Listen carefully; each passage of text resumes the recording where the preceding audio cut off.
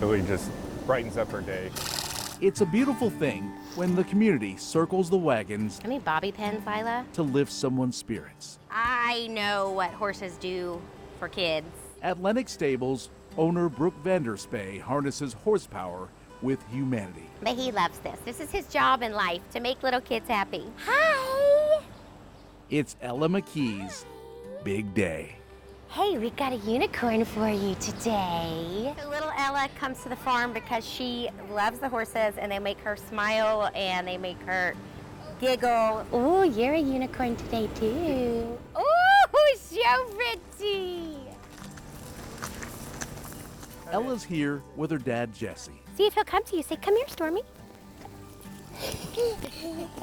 When she gets really excited, you see it through her entire body. So she gets this big smile. Oh, more kisses, more kisses. Hey, Stormy also has very special shoes. This visit is a welcome distraction. When we first found out about her diagnosis, it was obviously depressing to say the least. And the community really rallied behind us.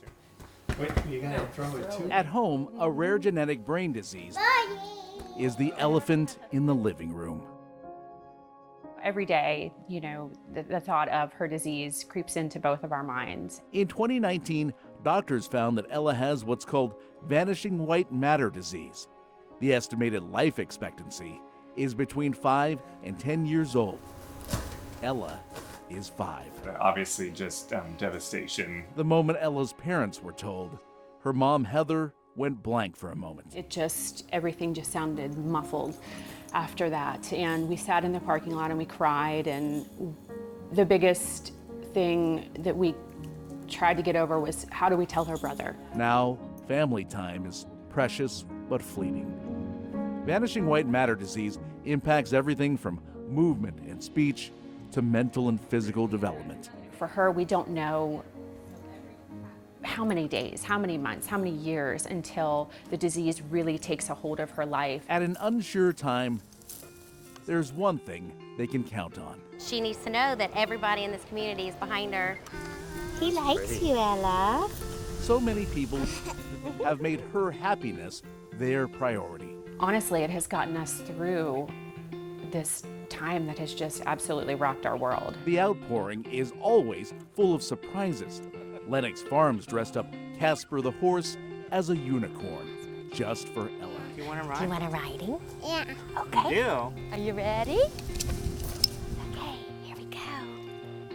Here we go. Yay! You got your unicorn. Any sort of opportunity that can just put a smile on her face, can't put a price on it. There you go. The trot helps the McKee family take their mind off the unsettling trail ahead. Is that fun? Do you feel him going back and forth? Yeah. You are sitting up so good on him. Everywhere she goes, Ella lights up the room.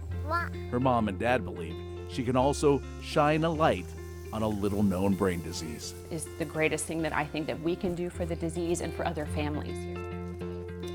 At the same time, the focus is on filling Ella's days with experiences of a lifetime. No, it's just so much bigger than the horses.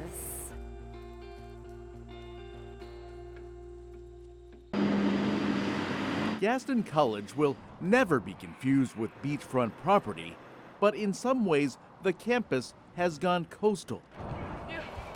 Whoa! It's a new sport here. Oh, I'm very excited. Serves up. Gaston is the first Charlotte area college to start beach volleyball. Which is why I applied for the coaching job. So it's pretty cool. You guys can hit wherever you want. Coach Rachel Norika's players took different paths to these sand courts. Yes. For Junette Pierre, it's an unexpected blessing. It has been a great journey for me. She comes with a whole lot of life experience, and so that brings her a really special perspective on the court. Junette seizes the day despite the weight of unthinkable sorrow. She was born in Haiti. One of the things that motivate me the most is I want to be able to do everything that my mother did not have a chance to do in this life. She was 9 when her mother Jeanette died after being diagnosed with HIV. The lack of adequate medical care led to her death at 38. Before she passed, she made sure her daughter would be taken care of. I remember that night she called me and she said if I were to die,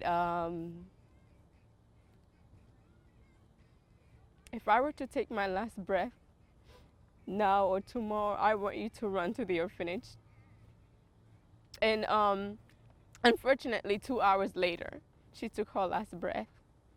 And I was able to just run. She lived at Danita's Children Orphanage for 13 years and now feels forever grateful. Yes, I have a lot to give back to Haiti. Because of life's circumstances, Jeanette wasn't exactly set up for success. But somehow she's managed to move past that painful past and turn her life into a triumph. I've discovered painting when I started coming here at Gaston College and realized, whoa, I can do this. She found the healing power of a color palette. I can't let the past determine what my future is gonna be like. I call this piece Beauty in the Scars. Like, there's beauty in pain. It's a painting of a child named Addis. The orphanage where I grew up in, this is a little boy that's actually there right now, and he was rescued from a house in a fire. Each stroke gives Jeanette a chance to reflect. There's a point in your life we have to realize that things didn't happen to you, they happened for you. It helped me process things that I've been through. It helps me to see that God was working all along.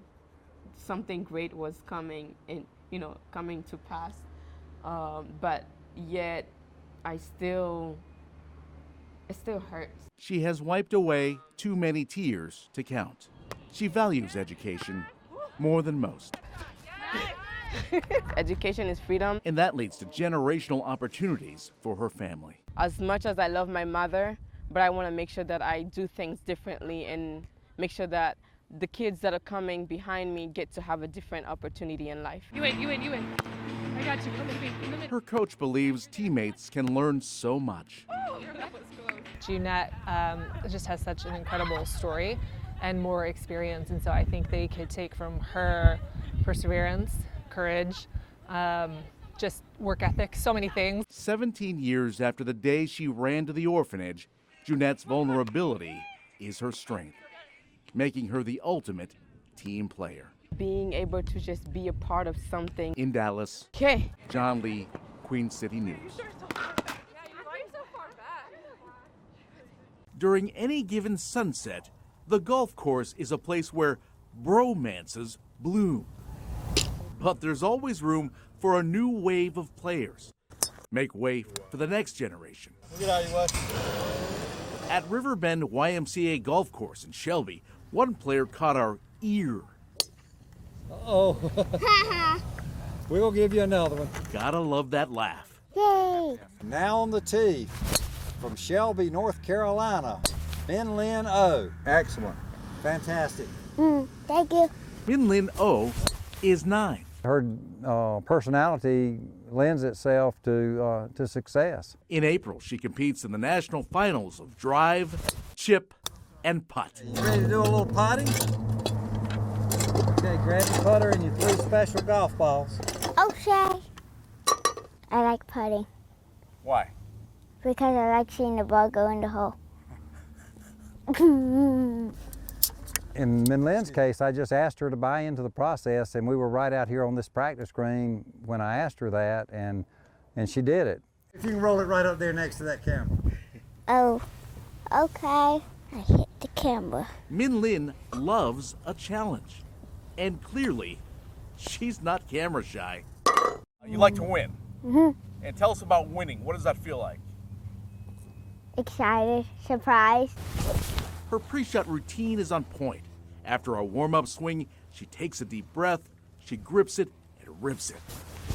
I will be a golf coach when I grow up because I like helping people. I feel real good about her chances, and whether she wins, that's not the point right now. She's going to have an experience of a lifetime to be able to go to Augusta National. But Min Lin didn't get here on her own. Turns out it's a sister act. And they may not be golf's equivalent to Venus and Serena Williams, but they're pretty good. They're mighty good. If y'all will go from 8 to 1. Older sister Min Yan is 12. Min Lin followed her lead in golf. And as you can tell from their huge collection of trophies, they are getting it done. We compete against each other lots of times, but we do love each other. As I said earlier, golf bromances and fist bumps have long been part of the game. But never underestimate something as special as sisterly love. Pretty fun.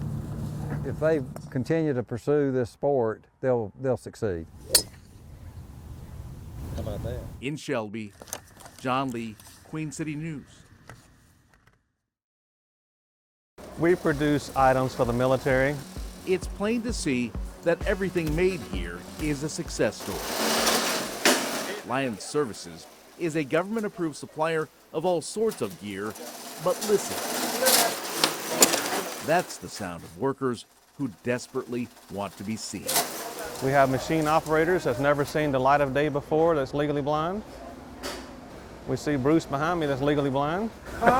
Go ahead, Bruce. 75% of the workforce here is vision impaired, one of the rare places where the disparity is actually on Nicole Eberhardt's side. It is really hard as a legally blind person to find jobs out in the sighted world. Right in front of Nicole, Debbie DeLoach works to stamp out a stereotype. Because a lot of people think that we can't do anything, so I'm very happy to be working here. I'm proud. How many you do every day, Jamie? Then there's Philip, the man in charge of leading the blind. How are you? Doing good. How are you? Right now we have about 140 visually impaired employees. I'm actually legally blind. I'm the CEO. Blindness could have handcuffed him, but 25 years ago, he went to college and forced himself out of his comfort zone. I chose Belmont Abbey because they had nothing to offer for a blind person. And I wanted to put myself in a position that I had to work through to come out of this blind bubble. I had to find who Philip Murph was. Finding himself took years, but on his second day at Belmont Abbey, he met Tiffany, his eventual wife. Was it love at first sight for her? It was for me, it wasn't for her. He's been in the picture ever since, almost lurking. Sit down. Ain't a shy bone in me anymore.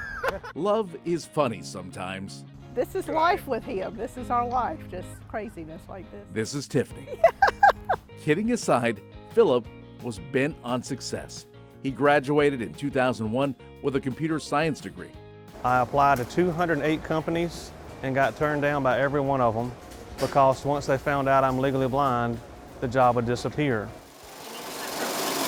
But this job candidate didn't just go away.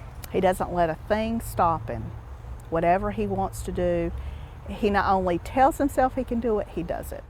Philip went to work at Lions Services and after several years earned an MBA before working his way up to president and CEO. If someone tells you you can't, then you find a way to make it get accomplished. And that's success in life. Don't give up.